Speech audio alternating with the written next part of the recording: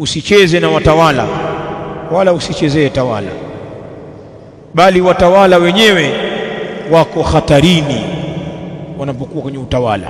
Mambo ni mengi sana. Sisi tuna historia za salafu wetu, mambo yaliyojiri na fitani mbalimbali za utawala. Kwa hivyo hata tukiona haya mambo ya sasa katika tawala mbalimbali, tunayo mazingatio.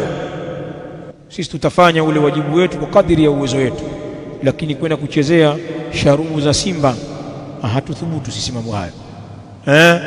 Ukajitia kimbelembele, watu wana jambo lao, alafu wewe wajitia kimbelembele kwamba hamna apata tawalika hapa. Ndio unapokuja kuchukuliwa usiku kwenda kupumzishwa mahali, si ndio? Chukuliwa usiku, twende ukapumzike, si apatawaliki. Sasa mkeo tutamtawala sisi hata wenzetu. Hebu mtulie jamani Waislamu, muache matatizo bwana. Waacheni watu wa dunia yao washughulike na mambo yao. Msiingie mbele hapa, msiingie mbele. Mimi nawahurumia watu, waacheni watawala na mambo yao. Kwani umelazimishwa upigwe kura?